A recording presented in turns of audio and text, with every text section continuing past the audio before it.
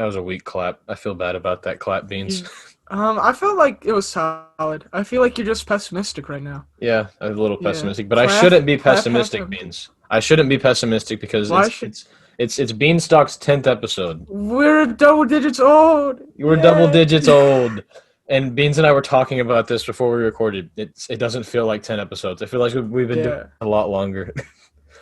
I guess 10 weeks. Like that is a lot of time. That is, yeah, and a Retrospect. little more than 10 weeks since we Yeah. kind of delayed in the beginning, but that is kind of crazy, yeah. Yeah. 10 episodes of Beanstalk. It's weird to think about that we could end up actually like doing this, or in like a year we look back and we say, "Wow, we didn't even commit, and we just quit after like 10 weeks."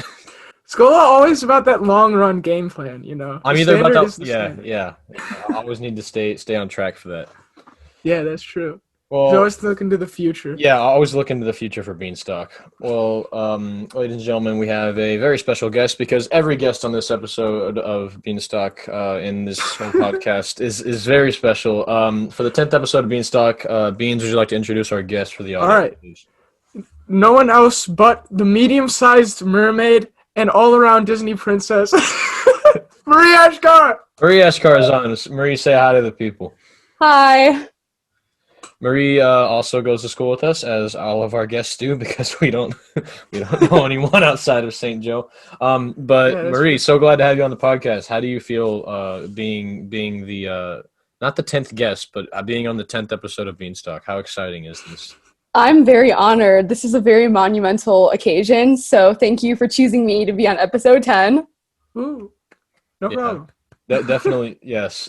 This is a weird way to open this episode up, just because I really wanted to get this out of the way. Beans had a really weird, like, when Oh we were yeah. recording. Yeah, so when we were recording a few weeks ago, we'll get to talking about Marie a lot because we definitely want to. But right now, I just want to address that a few weeks ago, Beans was just like talking after we were recording an episode.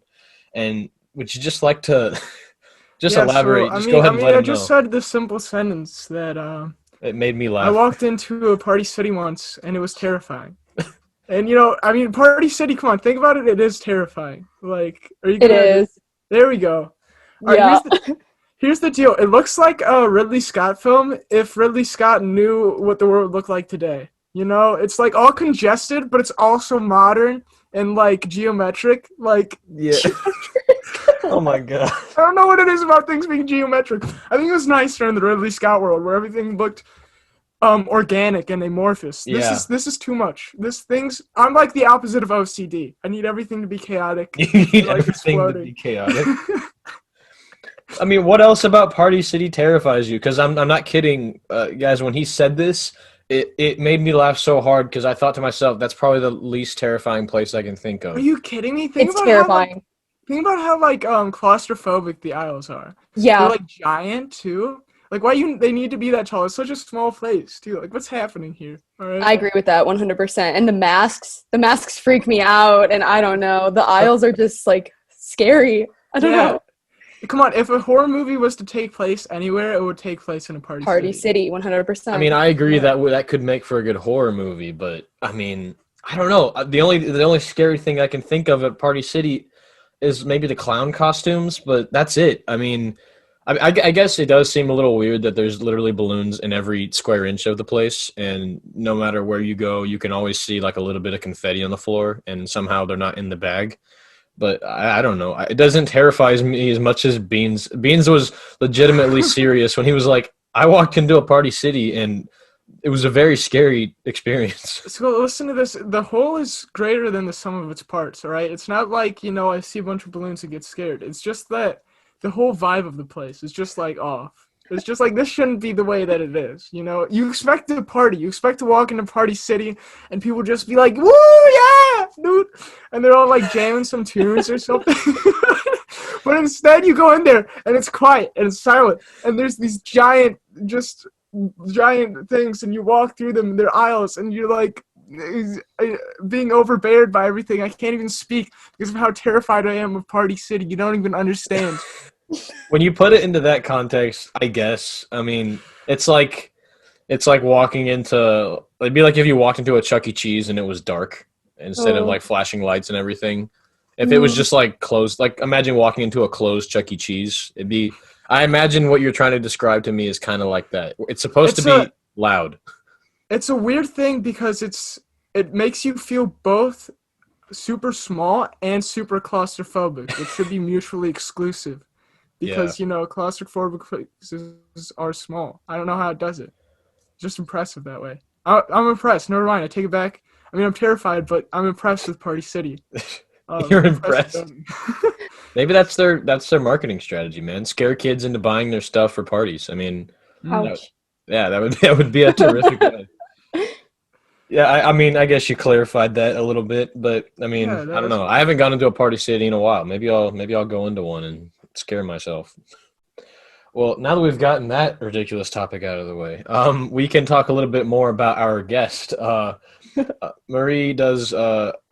I mean, you do a bunch of things involving with the school. Would you like to just talk about what you do, what you've done at St. Joe? Because what do you do, even, Marie? What do you even do? What do I do? Yeah. Good question. Okay, so first of all, Jacob and I are both in Future Business Leaders of America together. We're president and VP, so go us. That's been really awesome. It's been a great experience. We have a great team, great moderators. So it kind of sucks that we were going to go down to Indy this year and compete again, but because of COVID, that can't happen, unfortunately. But it's still been fun, nevertheless. So yeah, FBLA is pretty big. I'm also co-president of Student Ambassadors, which is a welcoming club for St. Joe. I intern with Redeemer Radio, and then I've been involved with shows at St. Joe, liturgical choir. I don't know. That's like the first thing. Oh, cheerleading. Those are the things that come to my mind first. Yeah, that's a lot of things. A large number of things. And I mean, I knew she did all this stuff, but when you actually say it in a list, it's like, that's a lot of stuff. It's overwhelming. The internship with the Redeemer Radio specifically is intriguing to me and Beans because it's sort of what we do, but not really. I mean, I think about radio and I immediately think, okay, that's like the end goal for any podcast, I would think, or at least if you're going that far. Like I think of a podcast and I think eventually you want to go live, but that's why it caught my eye when I was thinking about what you do. So if you want to elaborate on that, I mean, what's the experience been like interning for Redeemer Radio? Yeah, so it is actually really similar. When you guys asked me to do this podcast, I immediately thought of, oh my gosh, this is like a radio broadcast. It's really interesting. So Redeemer Radio has been awesome because over the summer, I didn't really have an idea of what I wanted to do. I knew that I liked being in front of a camera and I liked interacting with people and I wanted some sort of occupation in that. So I found the internship, I applied for it. And then what we do now is we have class every Monday from 4 to 6, and we'll learn about broadcasting strategies. And then throughout the week, we get assignments. So I'll do interviews on Tuesday or Wednesday, and then Friday we'll cover games. I'll either do sideline reporting, I'll do the camera, or social media reports on Twitter and Facebook. So I've learned how to manage social media accounts that way. It's been great hands-on experience. It's like real work experience. So while I'm doing it, it's like a real job. So it's really good preparation in that way. Plus the hands-on experience is a great way to learn because it's not just an in-class thing. It's also going out and applying that knowledge. Yeah, it's cool. What's your favorite aspect of it? What gets you out of bed to be like, I'm going to go do Redeemer Radio stuff today? Oh, good question. Probably the interviews. I love that. So it is a sports broadcasting internship. I should probably clarify that. So what I've been doing is interviewing football players, basketball players, soccer players. Those are really interesting, but my sports knowledge is extremely limited. So it's been kind of challenging in that regard, but I've gotten a lot better because I've learned what kinds of questions to ask. So I've gotten a lot more comfortable in front of the camera. But yeah, no, definitely the interviewing. I like meeting new players, talking with them before and after the interviews. And then during the interviews, it's a lot of fun to ask them questions. Yeah, I think I've seen stuff like that where you have like an interviewer who just doesn't know what it is they're doing. Yeah, but it's gotta be at least somewhat a fun experience to do that, I think. Like just to be talking to someone and they've got this whole world that you haven't really engaged with fully. And right. It's terrifying to figure it out on the fly. I don't know. Yeah, I mean, it sounds. I mean, like Marie was saying, it sounds vaguely similar to what Beans and I do every Saturday. I mean, it's a different person, at least almost every weekend, and we ask them about something, and we have no idea how it's going to go. If they're going to want to talk a lot about their experience or their world or what they do, what they're experienced with or involved with, but Yeah, I mean, it is both challenging and fun because even though it seems pretty chill on the podcast, every episode we have here, it is, before we start, I don't know if Beans can say the same, but it starts off where it's just like a little bit of anxiety, like, is this going to even sound good or go well? Because I don't know if this person's going to even want to talk a lot about what they do. Because, I mean, we've asked people to come on the podcast, and most of them have said yes. And even when they've said yes, I've thought, okay, I hope they don't feel pressured to just talk about everything that they're Mhm. involved with, anything that you want to talk about. But it is like Marie said, it's a very anxious but also really fun experience to talk with someone and, in a sense, interview them about what they do and what they're involved with. But yeah, in a sense, I feel like what Marie does is a little bit different, though, too, in that, she's not as front and center as we are, And so we might be able to keep it more in our wheelhouse the entire time, like we're able to relate what Marie's talking about to what we're doing. But if Marie was like, oh, yeah, you threw for 6 touchdowns, that reminds me of this one time when I did, Yeah. like, that wouldn't fly. That wouldn't fly. That wouldn't go. Imagine if Beans and I were actually doing Marie's job. That wouldn't go well. We would just start going on a No. tangent and saying, and it would, like, 10 minutes in, the athlete's already gone to the locker room after the game, and we're still talking to each other. Yeah. Yeah, no. So, yeah, I don't think I could. I don't know. It'd be different.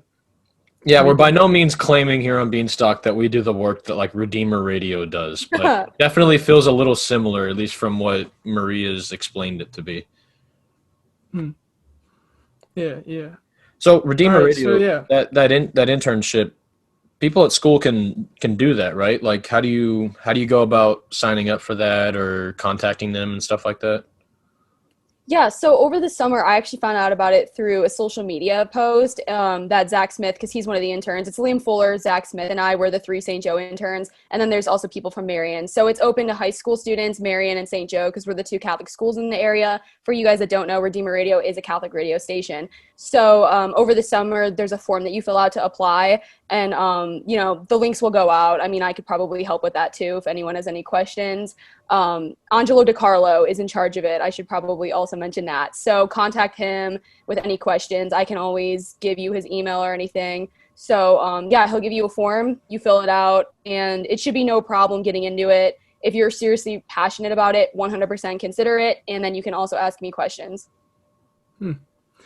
So yeah, and then I want to ask you, like, with all of this Redeemer Radio stuff, on top of, like, all of the extracurriculars you've done in St. Joe and stuff, like, how do you handle all of this? Like, is it an Oh, insane workload every night or what? that's hard because when I'm motivated and I want to get something done, I'm going to get it done. So, yeah, on top of honors and AP classes and then having to balance that with extracurriculars, the important thing that I've always done is do extracurriculars that I actually enjoy, because it just becomes a burden at that point if you don't enjoy it. What's the point of doing it if you're just going to dread going to it? So the best part about that is that I look forward to it after school. So I'll be like, yes, today I have Redeemer Radio, or I have cheerleading, or I have, theater, whatever it is. You always want to look forward to it. So I think that attitude is everything going into it. But yeah, I don't know. I just kind of have a plan in my head. When I study, I always go to Martin's or some sort of public place. I can't study at my house because then I'll go to my bed and sleep. It's really bad. So I always have to kind of get out of the house. I get a lot of stuff done when I'm in public with, like, populated places. Being quiet in, like, a quiet room is hard. So that's why I always listen to music. Classical is the Mm. best. So it's just a matter of finding the time and then balancing the time. But I mean, it isn't really a problem if you look forward to it. Yeah, that is honestly strange for someone like me. I don't know. I can't focus when I'm listening to music a lot of the time or something like that. Mhm. But yeah, I respect people who can. Like, it's different for some people. Some people will just hang out with people and do their homework. Like, that's I just can't how do they. that. Oh, you can't. All right, you can't Not either. with Cause yeah, people. I I have to can't. be alone, but, All like, right. not with, Yeah. like, a group of friends. Because friends, then it just gets way off topic, and then you start talking about other things. It's so bad. Yeah, So exactly. no. But I do know some people who are just like, I don't know, just driven towards homework. Like, that's all they think about. So they can be with friends and then they can just be doing homework. Ooh, that's hard. Props to them. Props to them. Yeah. I know. That really, when you were talking, it really reminded me of, like, how important motivation is. Because a lot of people show up to school and, they're not doing any extracurriculars and they don't even really like what they're learning. And so they just end up, like, doing very little homework and just having an overall terrible and unfulfilling experience with school.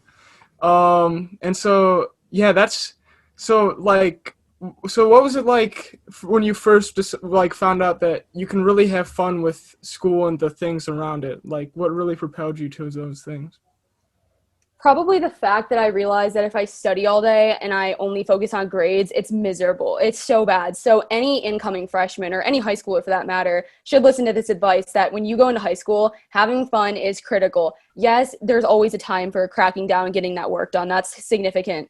But you also need to be able to hang with friends and distract yourself. And even if you don't want to hang with friends and you're more of an introvert, like do something that you love to do. You can't just do homework and have your mind focused on that only, because it gets really tiring and you start to drive yourself crazy. And I actually suffer from pretty bad anxiety and stress for that matter, and OCD. So when I only do academics and I focus on that, it gets crazy. My mind just wants to explode. So music's been a great escape for me in that way, because it's been able to let me like express myself through the arts. That's why I love theater. Theater's a great way to express myself. So yeah, I mean, honestly, it's just about having fun but also doing the work. There's a balance. You don't want to just have fun because then you're going to fail. That's not important. You need to have a work ethic, but it's also not important, or no, it's also important to not just only focus on your studies. So if you can find like an equilibrium, that's the best place to be. Yeah. Yeah, it's kind of like, keeping yourself on that like treadmill kind of life where, because you're not going to feel fulfilled if you're just doing a bunch of like stuff that you just enjoy, but don't really get any fulfillment from. So you do have to work in time to get to work and like do stuff that's going to help you out in the long run.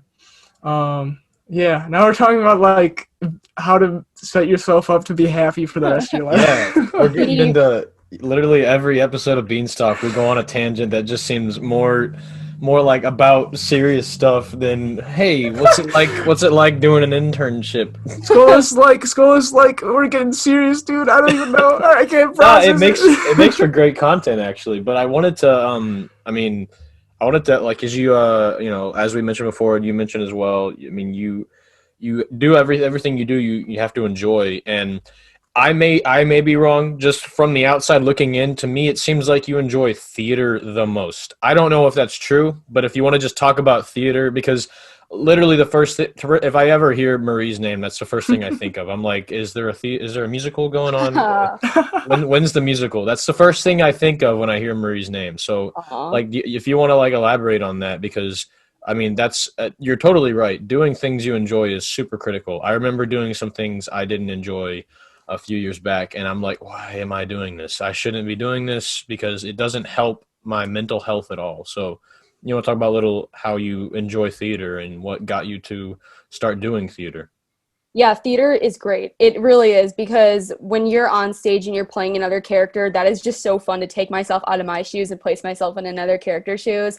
Plus, the community and the environment in theater is so welcoming. It's probably one of the most welcoming activities at St. Joe. If you want to make friends and you feel maybe that you're not going to fit in somewhere and you're kind of weird, because I'm like that. I'm really weird. If you get to know me, go to theater because you will find your people. Beans, you know this as well as I do, is that like we're so weird and we all love it. It's like this community of just amazingness. So I first got into theater, I think, when I was in 5th or 6th grade. I've always loved being on stage and performing, but I started taking acting classes when I lived in St. Louis. And then from there, I started trying out for musicals. And then I did my first production at St. Pius, Cinderella. I was a stepsister. And then I did all the musicals in middle school. And then in high school, I've done pretty much all the shows. And that's always been really exciting. I just like playing new roles, and I love working with the cast, because the cast is always amazing, and by the time show night comes around, everyone is just so excited and you can just feed off of each other's energy. It's a great experience. So theater 100%. At St. Joe especially, the directors are amazing, like Beeson, Mrs. O'Brien, Mr. Reynolds. Like, they're all so incredibly supportive. They will push you to do your best. They're always going to be there for you. They work through your problems with you, any conflicts. So yeah, if you really don't know what you want to do and you're kind of struggling with, what should I do at St. Joe? Do theater. Like, you will not regret it. It's amazing. Yeah, theater is really interesting. It kind of taught me how to like a lot about art in general, because you just like, you really feel those emotions that you're playing. And yeah, it's something different, to be honest. It's crazy. Yeah, I don't. Yeah. to kind of bounce off of that. I don't have too much experience with like serious theater. I kind of did a little bit of that back in like middle school, but I kind of drew away from that because I'm more of a behind the camera, behind the stage and all that, and I want to work like that. But it's interesting because, you know, the way that you talk about theater too, Marines, but more specifically, the way that Beans has talked about theater in these past over 10 weeks, whatever, it's made me realize the reason I think that I thought I'm gonna do a podcast with Beans is because it's almost the inverse of what y'all keep saying about how you love putting yourself in the shoes of a character and acting on stage and bouncing your emotions off of each other. With a mind of a filmmaker, I have so many thoughts about what a film would look like with certain people in it and what a certain idea would look like. And when I thought of a podcast, I was immediately like, what's like a person who puts himself into like a character or is really weird like that? And that was Beans. But it's not even just that. It goes farther than that. There's been times where because I have plenty of friends that are doing theater, that have done theater the past 4 years in high school. And I think about these ideas I have for films, and I'm like, this person would be perfect for that role, or this person would be great for doing this specific character or this specific scene. And it's really strange, I think, because Beans and I are both very similar and very opposite in that aspect. We love doing that kind of storytelling, but in different ways. And I think that may be why BeansTalk felt like such a great idea, because Beans is such an actor, and I'm so much not an actor. If that makes any sense. I don't know. It came to my mind when y'all are talking so passionately about theater and all of that. Anyone that's like that, I'm drawn to, because I'm like, this could look good in something that I'm making, which I don't know. It's a weird thing to think about, that BeansTalk ended up being Beans and I, because it seems like almost a perfect duo. But when you talk about like theater like that, Marie, it reminded me of that. And anyone that's in theater at St. Joe, I've looked at them and thought, this would be perfect for you. This would be perfect for this group of people. I mean, it's a weird thing. Awesome. I've been stalking the people at St. Joe for the past 4 years, thinking about what they. You sounded super creepy, dude. Yeah. Now, I've definitely done this before. I don't know what I was reading, Crime and Punishment, and I was just like, this character is Manny. Character is Manny, and he's so cool. And he's But yeah, when you get casted as a really good character, that's a good feeling. Like, I feel like in Almost Maine, that had excellent casting.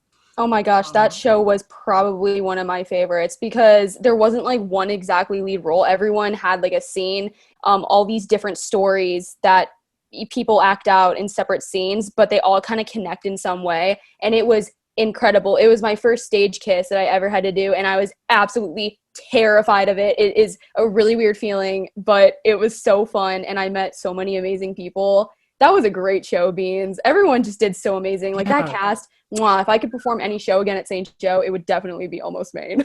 Yeah, the performances we got out of those people, like, Insane. thinking about like John Baglow's performance was insane. Yeah, everyone just did an amazing job. And yeah, it was my first stage kiss too. Yeah, that was. Oh yeah, you also had a stage kiss. There was a lot of kissing in that show. Yeah. Couldn't happen, but I feel bad because I didn't actually see this one. Get out of here! I'm taking over BeansTalk. I'm curious. Were these two different stage kisses? Were like, this wasn't you and you. This was two different people. No, No, Beans and I didn't kiss.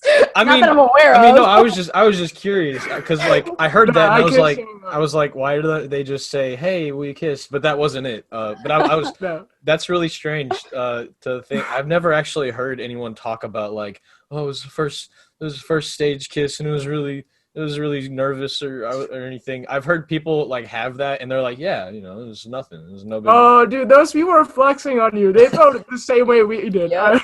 Yeah. Yep. No, for sure.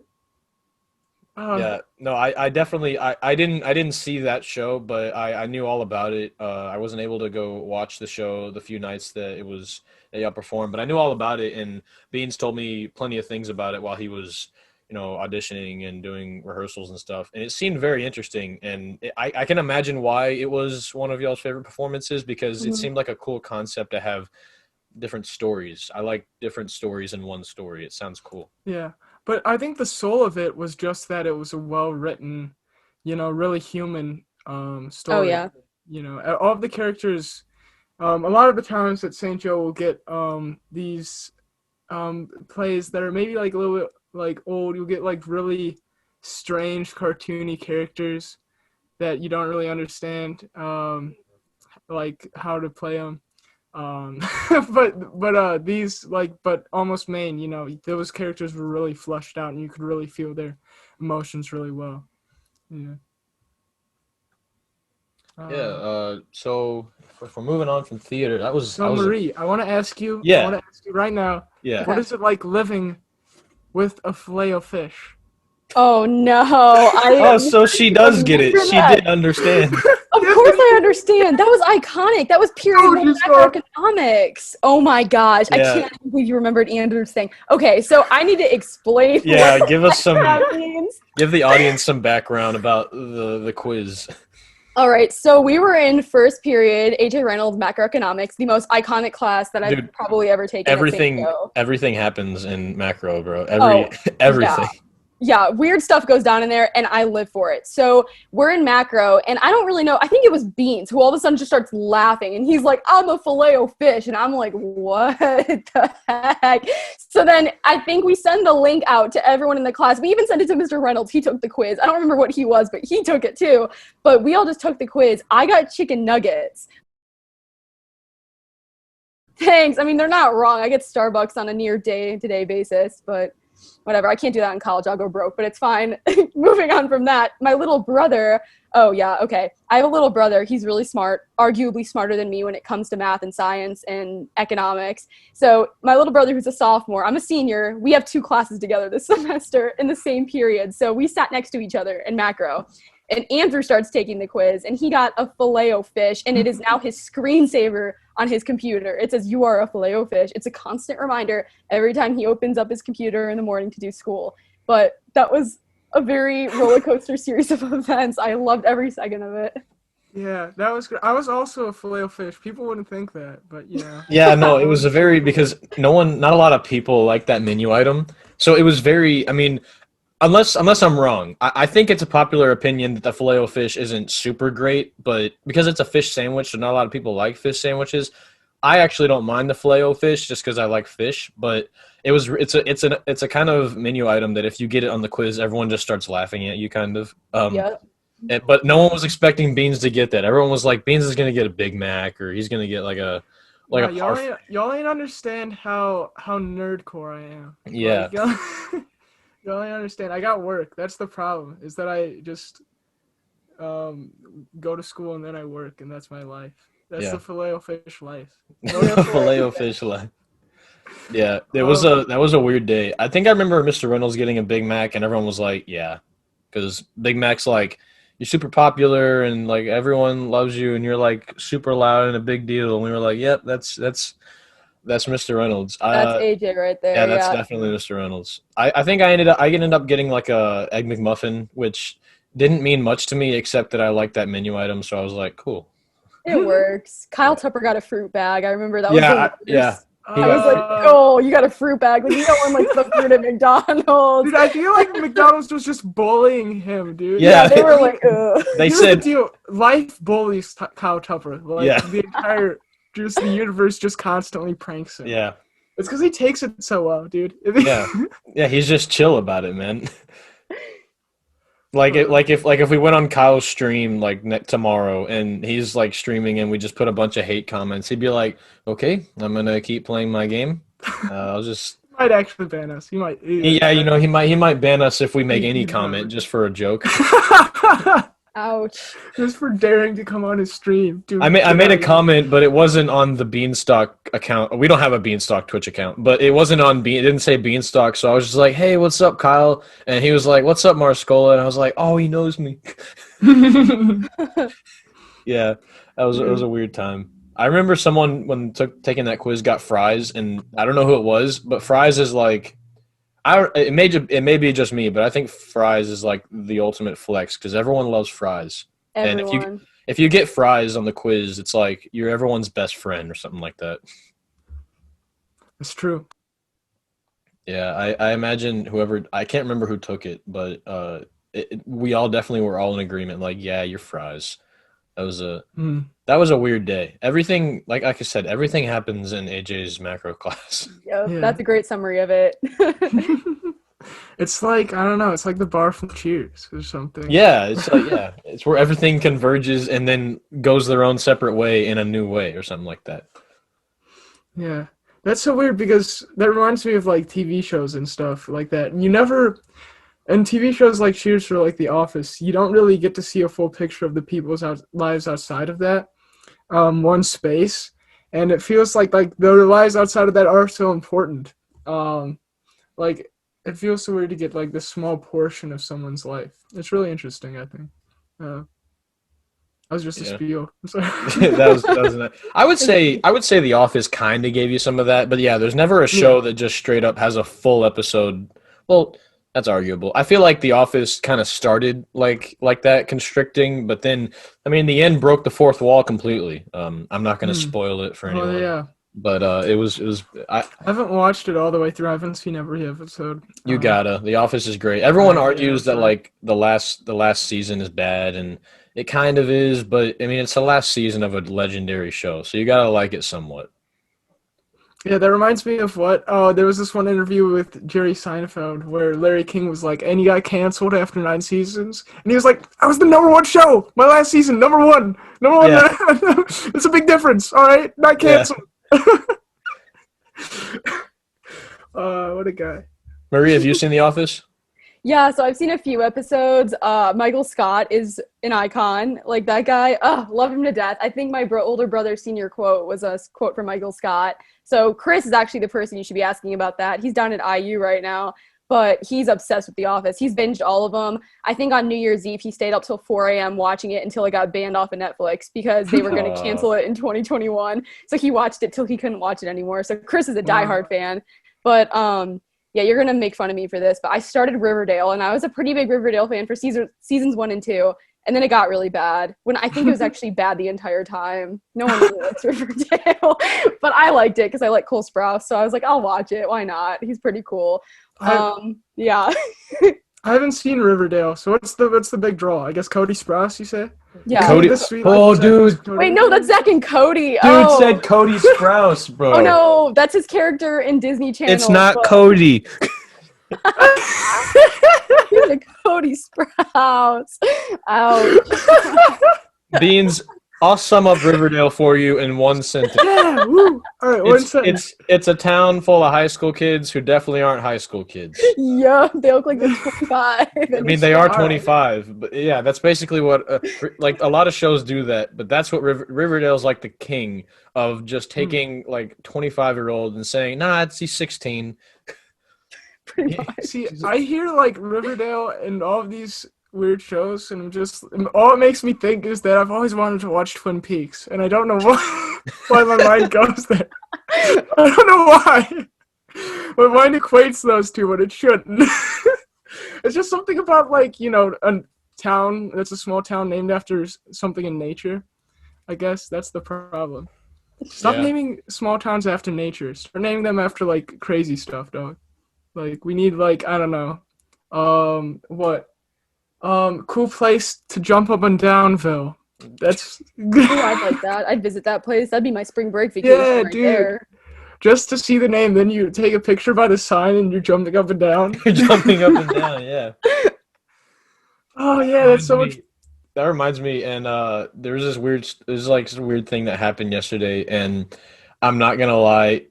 My sister's gonna get mad for me for exposing this, but she's gonna be really embarrassed. But it reminds me just because this is like part of the conversation. So yesterday we were eating lunch, and for some reason we got on the topic of leap year, and like you hear the word leap, right? And like that sounds like jump. So we somehow were like in the process of convincing my sister because she doesn't really know what a leap year is, but who does really? I mean. everyone knows it's just like a weird day in February, but we got I know what it is. yeah, but okay, well, we got around to convincing my sister it was a day where the gravitational pull of the Earth allows you to jump a little bit higher. What? Oh How, no. dude? How old is your sister? Hold up. She's like 13. All right. I mean, it wasn't like it was less of she just doesn't know anything. It was more of my dad and I's acting. Like we were just acting like that was seriously it. And then we turned to my mom and we're like, "Yeah, explain the science." And she just couldn't hold it in, and she died laughing. And then we were like, "It has nothing to do with that," and she felt really embarrassed about it. So Shout out to those kids in my theology class who didn't know where Alaska was.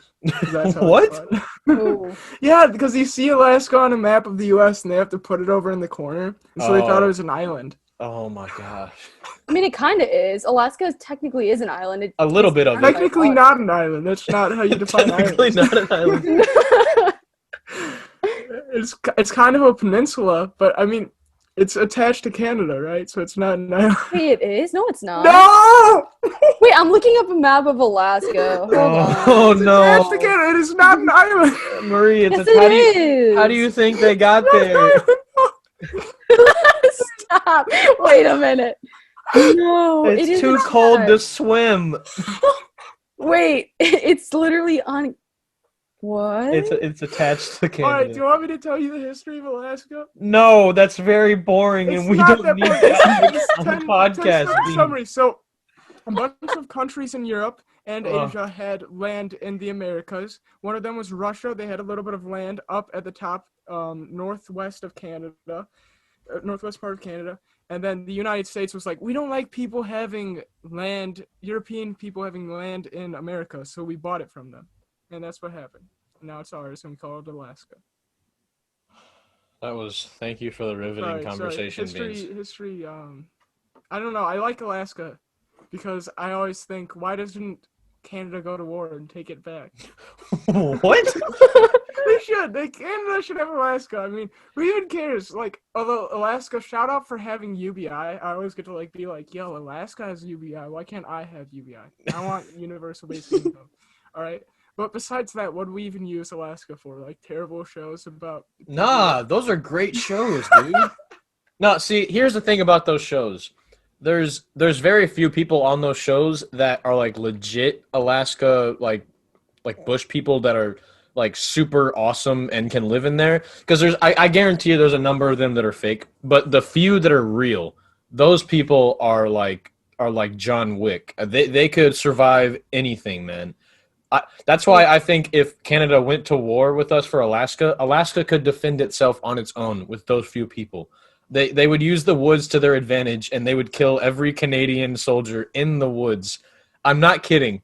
No, stop shaking your head. What the heck is going on? No, there are no. I'm defending this. There You're are 100% wrong. no. There are the people. entire Canadian military pulls up to Alaska. Like, No, yeah, 40 it people who would live be. up there have like rifles and they shoot back at the military planes that are coming to bomb their huts. Are you kidding me? No. It would be like that scene in Captain America where Captain America just single-handedly frees all the soldiers and fights off the entire German army. Like that's what that would be like because the people in Alaska. Yeah, no, the people. Shut up. 'Cause I'm defending this point until you nod your head. I'm not nodding, dude. I would not. but- He's not okay. gonna nod. I'm There not are- gonna nod. There are some people in Alaska that I seriously think I'm not gonna drop the point. They're like John Wick. They know the woods. They literally could survive their whole life in the woods. Now there are some people that fake it, but I do think there are some people in Alaska that just I don't know. They're just I think they're Alright, just yeah. agree to disagree because they're not literally John Wick. They're not literally like able to. They take out they're 20 like guys with they're a like the pistol. real life version of John. They're Wick. not. They are. They're like the real life version of Bear Grylls. All Dude, right. No, because Yes. no. They're closer to Bear Grylls, dog. No, I don't think so. Yeah. They're closer to they're like a I don't want to say like a because John Wick is like cool and also like an assassin, the people in Alaska are just assassins. They're not very cool, but they You're can. not I quit. I don't even. We can't reason with you. All right, everyone. I just wanted to pitch my idea for a cool comic book. That was why That is a great comic book. That is a great. In an alternate reality where everyone in Alaska actually is John Wick. And Canada tries to take back Alaska. The United States government's just like, get Alaska. The United States government is like, go ahead, take it, but Alaskan people are like, nuh-uh. And they fight off. Yeah, that's the whole reason for my argument. I don't at all believe anything I just said. I was just trying to be really passionate about my ideas here. You know, that's all. That's fair. Yeah. Anyway, that's Alaska for you.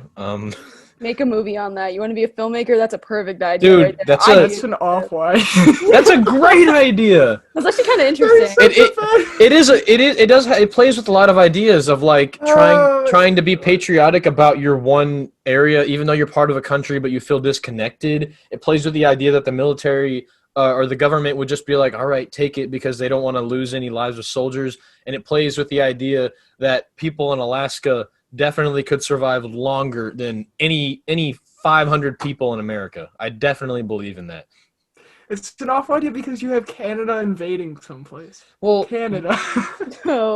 Hey, I don't want to, Canada's, got that stereotype of being super nice, but I don't want to say they're just like, I don't think they're pushovers. I think they definitely would attack a place if they had to. As in just wanting to take over Alaska for no reason. For the sake of the story, yes. For the sake, that's whatever. You know, whatever. We gotta move on. No, we don't. I'd like to continue. All right, Beans. Then you got to admit right here on the podcast, which is a better idea, my Alaska Canada movie or my movie about the dead guy. Don't make me make there this you decision. Go. Come on. Don't make me make this decision. Beans, go ahead. Tell me. And in 20 years, you will see the result of your answer. No. Beans, you got to choose. You got to choose. Which is better? I mean, you can even consider the critiques that Foster had last week if you want. I have to choose? Why do I have to? Choose. I'd like to know because I seriously want to hear your critiques on this because both of these ideas I'm passionate about now. And now I want to see which one. About now? Yes. Here's the deal is that I definitely hate a bad war movie more than I hate anything else because the characters, there's a real propensity for underdeveloped characters, especially if you have such a weird scenario in the first place. So I'd rather take the dead guy. All right. You heard it here, ladies and gentlemen. Beans is endorsing my idea for the dead guy movie. That's what it's going to be called, Beans too. Endorses jumping out of a second-story window as opposed to getting burned alive. That's what you're hearing right now. Yeah. Right? That's what you're... Yeah. That's about what it is. Thank you. I have my answer. I will write that down in my notes later. I'll be sure to keep that in mind. Marie, would you like to talk? I was just like, no, we got a Marie, and now we're talking about World War III. Oh Would I like to talk? World War III. Yeah. Oh my gosh. We can jump into kind of the main idea of what we want to talk about for this podcast, which was that I did a little bit of calculations, and we have, as of the day this is recording, 123 days until we are no longer seniors in high school. Wow. Holy, that's insane. I don't think I can comprehend that right now. Yeah, I don't. It's a weird thing to think about, and jumping from a very stupid topic now to a very serious topic. It's crazy that in 123 days, everything that's led up is gonna just come down to yes, you've graduated, and then we're done. That's weird. I don't know. See, I just feel like high school went by way too fast, and I almost feel like I'm still a junior in March, like that mentality, because that's kind of when everything shut down. And ever since then, nothing really went back to normal. So I feel like this is just a simulation. And I feel like we're going to wake up someday and we're going to be juniors and everything's going to restart where it left off. That's another great movie idea. This is Inception. That's your theory. I love that. Crazy. COVID was Inception. You just got Inception, boy. This podcast isn't real. This podcast was a part of the Inception. Yes. Program. You wake up. Wake up. Wake Everyone, up, America. wake up. Beans, we're 1 minute in and you couldn't make this serious? 1 minute into this serious topic. Oh, I was the one who didn't make it serious, all right? That's my fault. I said it's a simulation and Beans lost it at that point.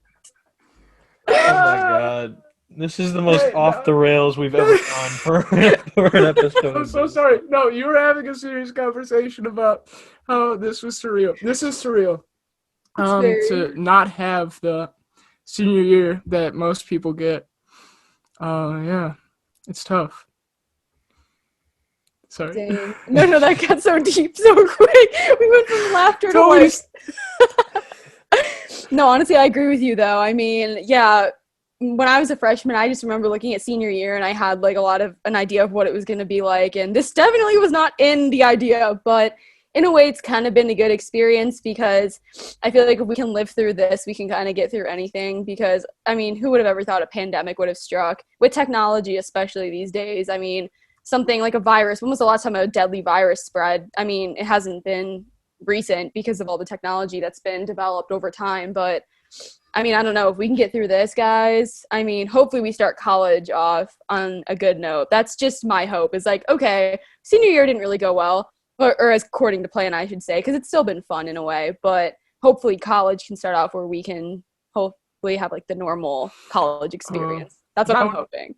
Yeah, that would be so nice to have the normal college experience. Geez. My college years are not at all fixed in place. What are you guys just looking like? Because, yeah, I haven't even decided a school or anything. Same. Yeah, I don't want to talk too much about it just because you're right. Same with me. I haven't decided a school either, but I think it's nice because about now, I think I finally, it's all the application stuff is done, and for a good 2 months I can now chill because I applied early and regular, but everything's now done, so I can now chill for at least 2 months, and then get back into the idea of, because I feel like after application process, we're all gonna kind of forget about the idea that we're like seniors that are about to leave, and then when the yeses and nos start coming around, we're gonna be like, oh yeah, I forgot about reality. Yeah. But yeah, that's how I feel about that. It's a very strange thing to think about, because personally, for me, I feel like not in a bad kind of way, but I feel like high school's been going on forever for me. In the sense that I feel like it was forever ago that I was a freshman, when in the context of my life, it was only 4 years ago, which is not that long ago. Right. But yeah, it's a weird thing to think about. It's about that time, existential time for BeansTalk. Let's get on that. Marie, what else you got to say about it? My gosh. So yeah, I feel like being a freshman, I was kind of scared my freshman year. I was really nervous going in, and I just remember thinking, God, the day I become a senior is never going to happen. And then here I am, and I look back at the 4 years, and I just can't believe how much that I've like grown and learned as a person. I think that's probably my favorite part about high school. And the one takeaway, well, there's been a lot of things that I've learned, but I think the most important one is that you go through a lot of bad things and you'll go through a lot of good things. And overall, everything combined is just going to help you grow as a person. And you learn so many valuable lessons. And I know going into college, it's going to be the same thing. Like, I'm going to go in as a freshman, how I am right now. And then by the time I graduate, I might be totally different. Not totally, because I've always been kind of like this, but I mean, the knowledge that I'm going to gain, it's kind of crazy, because I feel like that I know so much right now. Like, if you think about it, you think that you know everything, but I don't. I'm only 17. I don't turn 18 till August. I have so much growing to do. I'm not even an adult yet. Ouch, I'm really behind. But, I mean, it's really crazy. It's been great, though. St. Joe's been awesome. I wouldn't have chosen any other school. I love St. Joe, and I'm glad that I've gotten the education that I have, and I've met the people that I have.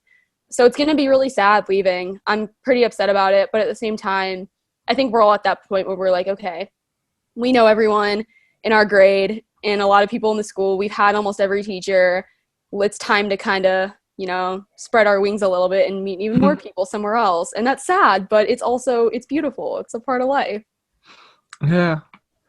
Jeez, all of these people, yeah, that we're leaving behind. Um, yeah, are you gonna think about like, cause you sing in choir and do all of this extracurricular stuff now? Like, are there? I don't even know if there are opportunities like that in college. Like, yeah, um, I don't know. Are you planning to try to do something like that in college, or Oh wait, are you talking to me? yeah? Just making sure. No, Okay, yeah. I was planning on doing some Marscola was choir gonna as sing. well. He was gonna go into ballet. In case anyone wanted to know, I was just gonna join. Start my acting. Marscola, you have a ballet face, dog. You I have could a go into ballet ballet. Ooh, face. it's a I don't. compliment. I don't know if I like it or not. Yo, He's the you got a ballet ballet vibe. face. You Yeah, got a ballet vibe, dog. I got a ballet vibe. You got a ballet vibe about you. I just look at you and I mean, okay, I was talking to your coach one time, Witten, during a football interview. We had to interview him, and I remember him saying that he had to take ballet classes. It was part of the football program at his school. Football players had to do ballet because had something to do with That the is starting. it's like a footwork kind of thing. Yeah. We did Yeah, not do that. I want to say right now, our football team did not do that. It's more of a college thing that it's been done, but that was also like back when like Witten was going to college and stuff. It's less of a thing now, I think. But I got a ballet vibe. So, if you see me walking down the halls, I give you that ballet vibe. Pierre Yeah. Levier. Yeah, all those weird French words. Yeah, but okay, that was I completely forgot what we were talking about because now I'm Yeah, thrown off. I'm sorry. I was asking her if she was gonna be able to do any extracurriculars in college or anything. Oh, Yeah, right. yeah. What about you? Okay, so in college, let me think here. So it really depends. I have no idea. You guys know this, I've kind of dabble in everything. I try to everything out because I'm just the kind of person that likes to try new things and see where it takes me. So we'll see what happens. But if I can do theater, I'm not planning on really majoring in it because the plan right now is to major in broadcast journalism. That's most likely going to change because most freshmen will change their major at some point. But that's the plan right now. I have an idea of what I want to do. I'm looking into schools for media. So if I can major in that possibly and then minor in or double major in business and media is what I'm thinking, and then minor maybe in theater or possibly just do theater as like an extracurricular in college, that'd be a goal because I definitely don't want to just throw all that away because it's a really big part of my life. And so I'd love to continue doing that. Something with singing. I love singing. It's amazing. It's so fun. So I would like to continue that. Well, maybe I'll join a swim club because I used to swim my freshman year and majority of my life. So maybe I'll do some swimming on the club on side, but as of now, I don't really know. But I'll let you guys know. Yeah, is media terrifying? It's one of those where you have to take like a make money class on the side so that you're gonna have Yeah. a Yeah, something of a sure future. I've definitely Yeah. I get that too. Like it's the kind of thing where when I first told my parents, I was like, yeah, I wanna be a filmmaker, and they were like, okay, we got to think about stability as well, Yep. because that's not super stable. Anything involved with that. Like I get that now. Before I was like, you don't think I'll make it? And they're like, well, you could, but there's a big chance you probably can't too. So you gotta like do that. So yeah, if you're thinking about that, this isn't even like crush your dreams talk here. This is legitimate talk It's from reality. it's reality. Just get yourself something that you can like a baseline so that you could keep yourself stable. But then yeah, keep going after those dreams of being super unrealistic, but it may be realistic eventually. Who You knows? never know. It's tough though, cause like I looked into like the background of some of the biggest rappers. Were just homeless before before they really got any money from it. And yeah, it's kind of insane the amount of work people in the arts have to put in, and it's either hit it or you're just not making anything. It's a feast or famine. It's a Yeah. competitive industry. Yeah, It's very pretty hard. competitive, and it's reaction based too, like emotion based and how people like. I mean, some other industries are too, but it's less of I got this financial plan that's going to save us, and more of you better have the right stuff or the great voice or a great story to tell or whatever, or else you're probably going to be struggling for a little bit. I think that's why it's so competitive. I think it's less of because the arts have always been the kind of thing that struggle just because of the acceptance of them, but arts are definitely getting more popular now, but it's never going to change like that because it's such an emotion driven kind of uh, I don't know how to describe it, but you get what I mean. Hmm. Yeah, no, I agree with you on that. It honestly also depends on the culture at the time, like what people are looking for, what people want to see. You know, you never know. There's so many factors that go into it, but I mean, that's terrible because like we're always telling people follow your dreams, which 100% go for your dreams, but also you have to have that thing to fall back on just in case it doesn't work out. So you can't put all your eggs in one basket. You got to divide it. You got to play it smart. But if there's something that you're really passionate about, 100% continue doing it. Don't just throw that away, but also have something else that you also enjoy. So, you know, kind of balance it out. Yeah, it's really tough going forward into life. Like a lot of people like post reading Frankenstein. I don't know if either of you guys are in that AP English class, but like that's a book about like the problem of like being completely consumed by an obsession. And yeah, a lot of the times in the arts you'll have, somebody like Kanye who's just consumed by it, and then all of the people who are a little bit more passive with it are not going to be able to up to snuff. And even if I was able to like put myself towards something like Kanye West does, like would I even be happy? I don't know. Like it's an insane work ethic that you have to get into those industries, to the point where maybe a lot of people like wouldn't even be happy pushing themselves that hard all the time. I don't know. Yeah. Beans, you got any? I mean, you kind of touched on it, but you got any like specific plans or ideas or what do you want to do? I mean, Plans or ideas? I don't know. I got a weird life. That's what happens. So I do a lot of stuff. I just write a little bit. I've been writing poetry. I've been writing rhymes. He's good too, by the way. He's really good. He's yeah, in my creative writing class. it's not just like Beans writes stuff that's crap. It's actually some decent stuff. Except for that one thing I wrote for Scola. I'm Yeah, sorry. except for that thing. That thing was really bad. Ouch, dude. All right, but I don't know. Yeah, I do try to go hardcore.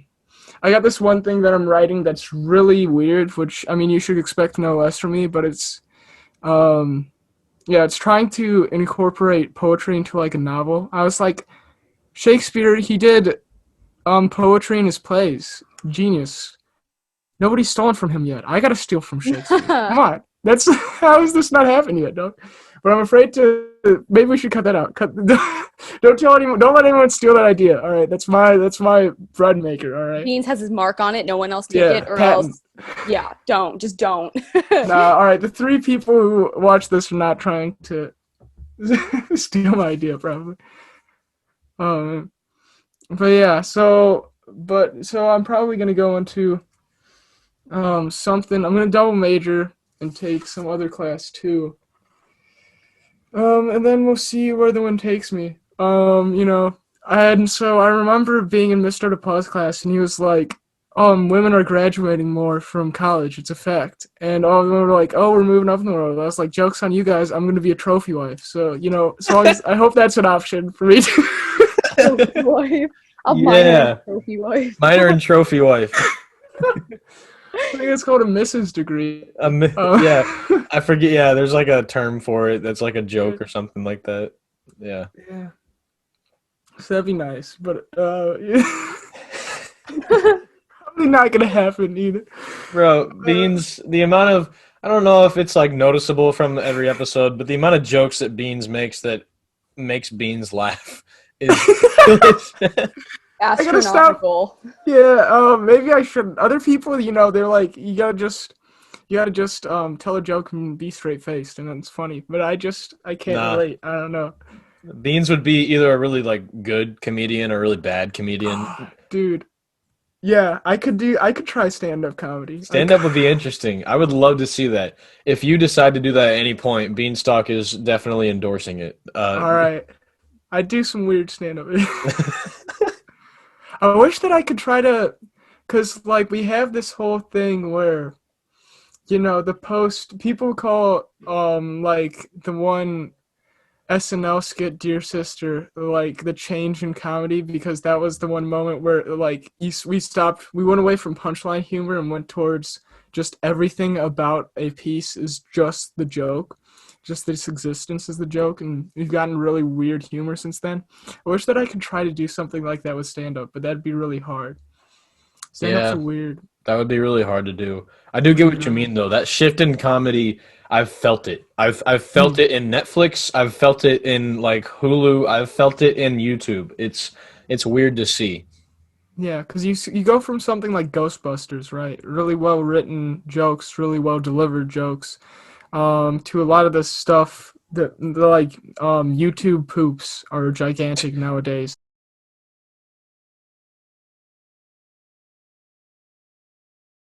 Where the joke is just that this is happening, that this is possible.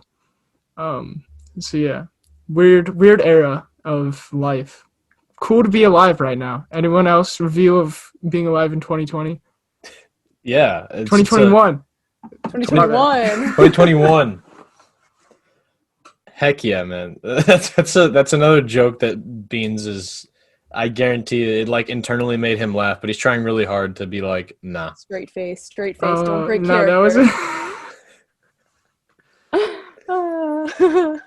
Uh, I can be straight faced. Look at me. I'm the most serious man alive. You want to Jay- talk, Beans, before we close out, you want to tell him about that weird game we played, like that straight face game we played during lunch that one time? No, nobody should ever have to hear about this. No.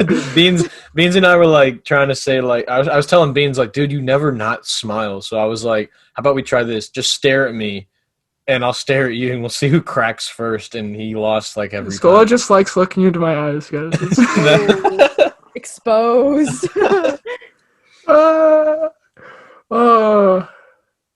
This was a really yeah. relaxing episode of This BeansTalk. was nice. It was nice to laugh a lot. Yeah, that was fun. Thank you guys for having me. I appreciate it. This has been Yeah. a ton of fun. I like these discussions. This is fun. Thanks. Yeah, it was a very cool episode today. We really enjoyed having you on, Marie. Like we enjoy all guests that we have on because every guest here is special. Woo! That's the motto. This is from some now. weird. Every guest here is special. You know what? Yes. Yeah. The- We should have that. We should have T-shirts. T-shirts. I want Yo. to make money off Outcast. some fools. BeansTalk merch. It's coming soon. That would be kind of a good idea. Where every guest is special. Boston some BeansTalk merch through the halls. Yo, that'd be a cool banner, man. Oh yeah. Yeah, ladies and gentlemen, we are out of time here. It was really nice having you on, Marie. Really cool episode.